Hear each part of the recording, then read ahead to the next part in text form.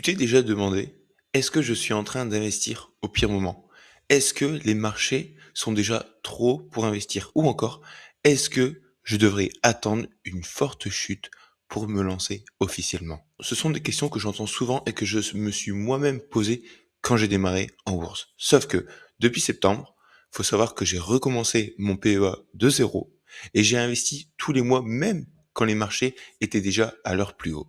Alors, piège ou opportunité? C'est exactement ce qu'on va voir ensemble aujourd'hui dans cet épisode. Déjà, premièrement, je vais revenir sur un point clé. C'est le bilan de mon PEA. Pourquoi j'ai décidé de repartir à zéro mon PEA? Quels en sont les résultats à l'heure d'actuelle au sein de mon investissement? Et surtout, est-ce pertinent pour investir quand les marchés sont à leur plus haut? Déjà, si tu n'as pas vu les premières vidéos liées au PEA, je te mets le lien en haut de cette vidéo ou même dans la description pour voir les épisodes précédents dans lesquels je t'explique le démarrage du portefeuille, les raisons du PEA. Comme ça te permettra vraiment de comprendre le cheminement. Maintenant, juste pour évidemment te remettre dans le contexte avant de te montrer les chiffres et les résultats et les leçons tirées de ces 4 premiers mois, je voulais quand même te faire un petit retour sur les 3 raisons principales pour lesquelles j'ai décidé de recommencer mon PEA de zéro. La première raison, c'est pour poser une base pédagogique claire. J'entends quoi par là? C'est-à-dire que en commençant, en investissant de zéro, je peux te montrer chaque étape. C'est-à-dire comment je définis mes objectifs, comment je choisis ma niche fiscale, mon courtier, etc. Et comment j'investis concrètement mois après mois. L'objectif est que tu puisses comprendre les étapes de ma réflexion pour le reproduire à ton échelle. Et si toi d'ailleurs aujourd'hui tu te demandes bah écoute par où je dois commencer, et ben justement dans la description tu as une vidéo qui t'explique toutes les étapes. C'est le premier lien sous la vidéo, ça pourra vraiment t'aider. La raison numéro 2 pour laquelle j'ai décidé de recommencer mon PEA, c'est d'être transparent à 100% avec toi. C'est-à-dire que l'objectif est de te montrer mes achats, mes positions, également mes réussites, mes doutes, les leçons, mes choix et également mes réflexions. Ça, c'est super important parce que j'ai pas envie de te montrer uniquement les moments où ça marche. Non, je te montrer aussi les moments où c'est peut-être moins glorieux. L'idée ici, c'est que tu puisses vraiment apprendre de moi, pas juste de me regarder, on va dire, de loin. Et pour ça, c'est la raison pour laquelle aussi j'ai voulu recommencer de zéro pour vraiment faire un suivi sur du long terme. Et enfin, la troisième raison, évidemment, c'est d'avancer ensemble. C'est que je te montre quoi faire, je te montre toutes les possibilités pour que toi, tu agisses de ta manière, de ton côté, et que tu puisses t'en inspirer, que tu puisses réagir, commenter à ce que je te partage, et ajuster selon, évidemment, ta situation. Voilà rapidement pour les raisons pour lesquelles j'avais décidé de relancer mon PEA en septembre 2025. Maintenant, on va aller de manière plus concrète dans les chiffres. Si on regarde un petit peu l'évolution de mon PEA depuis 4 mois, ce que l'on peut voir, c'est que j'ai investi un peu plus de 5 500 euros avec un montant de plus-value latente de un peu plus de 100 euros. Ce qui paraît faible par rapport au montant investi, ce qui est totalement normal parce que lorsqu'on regarde les marchés depuis littéralement septembre, on a une petite évolution, mais l'évolution fut très très faible. Après, moi, l'objectif ici, c'est aussi d'investir 1000 euros par mois. Tu le vois, donc là, je suis à 5 500 euros sur 4 mois, donc j'ai investi même un peu plus, 1500, 1000, 1500 euros. Et j'avais justement fait une dernière vidéo, un épisode récemment, fin décembre, justement, sur les réussites et les leçons de 2025 que j'avais apprises. Et notamment, je t'avais expliqué pourquoi j'étais passé à plus de 1000 euros d'investissement mensuel. Tu observeras également que le solde espace chèque, donc les espèces disponibles, sont un peu plus de 4000 euros. C'est de l'argent que je compte investir chaque mois et dans les mois prochains et potentiellement aussi l'utiliser pour utiliser la stratégie du VA, donc du value averaging. C'est-à-dire qu'ici, je vais investir chaque mois une certaine somme et quand potentiellement on aura une baisse des marchés, là, ça va me permettre d'investir plus. Mais attention, toujours investir tous les mois parce que si on loupe une hausse conséquente, ça peut être un manque à gagner considérable dans son portefeuille. Voilà un peu pour la partie globale du portefeuille. Maintenant, si on regarde les positions d'investissement, c'est clair, comme tu peux le voir, j'ai uniquement 2 ETF. Un ETF S&P 500, un ETF Nasdaq 100 sur mon PEA en gestion libre. 2 ETF accumulants qui vont me permettre de capitaliser sur le long terme et de réinvestir les dividendes. Au niveau de la répartition maintenant, comme tu peux le voir ici sur le graphique, j'ai 60% S&P 500 et 40% Nasdaq 100. C'est exactement ce dont je voulais mettre en place au sein de mon PEA. Maintenant, je suis totalement d'accord avec toi. Tu vas te dire que je suis exposé sur mon PEA 100% aux États-Unis. Et je sais que ça peut te surprendre potentiellement, mais personnellement, c'est ce qui me convient le mieux. Et je vais t'expliquer pourquoi. Premièrement, pour moi, les États-Unis restent la première puissance économique mondiale. C'est-à-dire que quand tu regardes les marchés mondiaux, les entreprises américaines dominent dans presque tous les secteurs clés, que ce soit la tech, la santé, la finance, les biens de consommation, etc. Tu veux du Apple, tu veux du Microsoft, tu veux du Coca-Cola, tu utilises Visa, tu utilises indirectement les puces de Nvidia, tout ça, c'est dans les indices américains. Donc investir aux US, pour moi, c'est investir dans les leaders mondiaux, même si je sais qu'à l'avenir, même déjà aujourd'hui, la Chine a potentiellement dépassé les États-Unis, mais boursièrement parlant, pour moi, les États-Unis resteront leaders au moins dans les 15-20 prochaines années. Ensuite, on a des performances historiques qui sont solides, même si évidemment les performances passées ne préjugent pas que les performances futures seront les mêmes. En tout cas, quand tu regardes les 30, 50 ou même les 100 dernières années, le marché américain, notamment le S&P 500 ou le Nasdaq 100 qui a été créé depuis 1984, a surperformé la majorité des autres marchés. Alors oui, certes, il y a de la volatilité, mais sur le long terme, l'exposition aux US a historiquement très bien récompensé les investisseurs patients. Encore une fois, c'est pas du trading, c'est pas du stock picking, c'est vraiment de l'investissement long terme. Je tiens toujours à le signaler. Et troisièmement, je ne cherche pas à me disperser. C'est-à-dire que je préfère avoir un portefeuille qui est simple, lisible, avec quelques ETF seulement, qui sont ciblés sur des indices que je comprends bien. Aujourd'hui, je suis incapable d'analyser en profondeur le fonctionnement des entreprises d'indices asiatiques, donc notamment chinois, parce que le marché chinois est totalement différent des marchés occidentaux.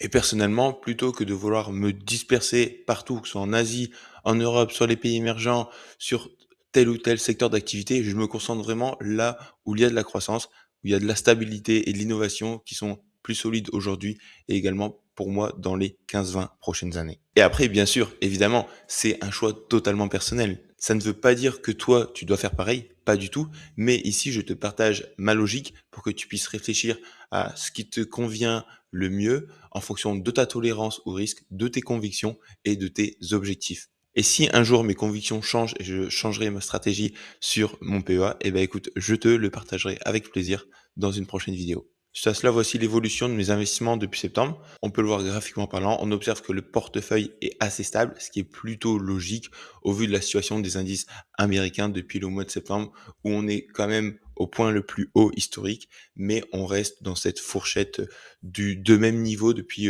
4-5 mois. Et encore une fois, l'objectif, c'est vraiment d'investir sur du long terme, de faire croître le PEA ensemble, c'est de le remplir à sa capacité maximale, c'est-à-dire 150 000 euros, et qu'on observe ensemble son évolution et tout. Donc aujourd'hui, on est au bout de 4 mois d'investissement, on fera continuellement des retours sur 1 an, 2 ans, 3 ans, 4 ans d'investissement, et on verra l'évolution au sein du PEA.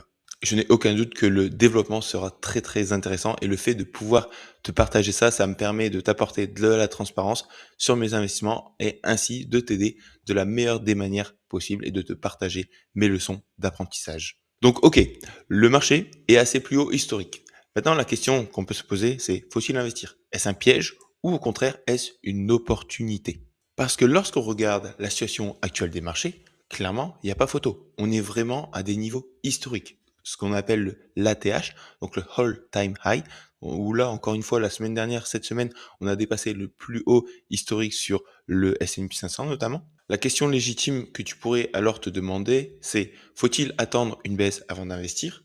Sommes-nous potentiellement à la veille d'un krach boursier? Ces questions méritent alors d'être étudiées. Et pour cela, on va se baser sur l'indice évidemment le plus connu, celui du S&P 500 qui représente les 500 plus grandes entreprises américaines. Première question, une correction est-elle probable? Si on regarde l'histoire du S&P 500 après un plus haut historique, donc l'ATH, dans 91% des cas, l'indice ne chute pas de plus de 10% dans l'année qui suit. Maintenant, sur 3 ans, une baisse de plus de 10% n'arrive que 2% du temps, et sur 5 ans, cela n'est jamais arrivé depuis 1950. Autrement dit, investir à un plus haut historique et être encore en perte 5 ans plus tard, c'est statistiquement très peu probable. C'est une source notamment qui vient de Bloomberg. Une correction est-elle possible? Oui, effectivement, les marchés corrigent régulièrement, c'est normal. En fait, il faut savoir que c'est même très sain, parce que les corrections, elles peuvent même être bénéfique quand elle nettoie les marchés, des valorisations qui sont absurdes, donc des valorisations qui sont beaucoup trop élevées, qui deviennent dangereusement élevées par rapport aux résultats financiers, donc les résultats réels des entreprises. C'est pas pour autant qu'il faut être dans un signal de panique. Donc maintenant, la question suivante que j'aimerais te poser, c'est est-ce qu'être à un plus haut historique est rare? Et en fait, non. Ça n'a rien d'historique. C'est même très fréquent. Je te partage un graphique de Bloomberg. Ici, en fonction de chaque décennie, on voit le nombre d'ATH, donc le nombre de plus hauts historiques. Par exemple, depuis en 1960, on était à 218 plus hauts historiques. Dans les années 70, on était à 35 plus hauts historiques. Dans les années 90, 310 plus hauts historiques. 2000, très faible. Il n'y en a eu que 13, c'est normal avec les deux bulles, enfin avec la bulle Internet et la crise des subprimes. Dans les années 2010, on a eu 242 et dans les années 2020, donc depuis 6 ans, 5 ans, on a eu 181 plus hauts historiques. En clair, les marchés sont à un plus haut historique environ un tiers du temps, ce qui est quand même énorme. Les études montrent qu'en investissant uniquement à des plus hauts historiques, donc au pire moment pour nous, on pourrait se dire on est au plus haut, bah faut pas investir parce qu'on est trop haut, ta performance elle serait du coup très proche de la performance que tu obtiendrais en investissant à n'importe quel moment. Donc résultat, investir à un ATH à un plus haut n'est pas un signe d'une performance médiocre. Mais par contre, une autre chose l'est. Et l'autre chose, c'est quoi? C'est d'attendre le bon moment. Et oui, parce que le vrai risque n'est pas d'investir trop haut, mais de perdre du temps, ou pire, de ne jamais investir. Je vais te l'illustrer par un exemple. Entre 2003 et 2022, la performance du S&P a été de 9,8% par an. Donc en investissant 10 000 euros dans un ETF S&P 500, ça t'aurait rapporté 65 000 euros. Maintenant, sur cette même période, si tu avais loupé juste les 10 meilleurs jours de bourse sur les marchés, ta performance, elle serait passée à 5,6%. Tu te rends compte? 5,6%. Donc là, en investissant 10 000 euros dans un ETF S&P 500, ça t'aurait rapporté que 30 000 euros. Enfin, c'est déjà ça, mais tu diminues ta performance de plus de 2. Donc quand tu tentes de timer le marché, essayer d'acheter au plus bas, essayer de vendre au plus haut, en fait, tu risques vraiment de louper les jours qui comptent le plus en bourse et qui t'apportent la performance sur le long terme. Donc en bourse, le temps, il compte plus que le point d'entrée. Le temps passé investi vaut bien plus que de chercher le meilleur jour pour acheter. La stratégie la plus simple est souvent la plus efficace. Donc la clé, c'est être investi régulièrement sur le long terme. Et vaut mieux commencer avec 100 euros à investir tous les mois que de se dire non, je vais attendre de mettre un bon petit capital et investir après. Et tu verras, l'impact sera conséquent. Donc voilà l'équipe, aujourd'hui on a couvert beaucoup de choses. On a fait un retour concret sur les 4 premiers mois de mon PEA avec les chiffres, les positions, l'allocation, la stratégie long terme. On a aussi analysé les perspectives de cette fabuleuse question. Est-ce une bonne idée d'investir quand les marchés sont au sommet? Donc mon message ici, à travers cet épisode, il est simple. Il vaut mieux être régulièrement investi que d'attendre indéfiniment le bon moment. Parce que ce moment-là, on ne le voit jamais arriver. Les baisses font partie du jeu et les hausses aussi. Mais en même temps, c'est un peu l'objectif. Et c'est en restant exposé intelligemment avec une stratégie qui est claire qu'on profite pleinement de la hausse des marchés sur le long terme. Alors dis-moi en commentaire, est-ce que toi aussi, tu investis sur ton PEA? Tu es à quelle étape? Est-ce que tu t'es déjà lancé ou tu es encore en réflexion? Je suis curieux de te lire. Je prendrai également le temps de te répondre. D'ailleurs, si tu démarres, je te rappelle qu'il y a une vidéo pour t'aider à te lancer avec les différentes étapes dans la description. Et si cet épisode t'a apporté de la clarté, un cadre clair et un peu de confiance, pense à liker, à t'abonner, à partager cette vidéo, ce podcast, cet épisode autour de toi, à mettre 5 étoiles sur ce podcast. Merci à toi d'avoir suivi jusqu'au bout et on se retrouve à très vite pour un nouvel épisode. Et d'ici là, garde le cap, garde confiance et continue à investir même quand les marchés sont au sommet. En tout cas, c'était Emilien, ton éducateur en bourse. Prends soin de tes finances et de tes investissements et on se dit à la prochaine. Ciao, ciao.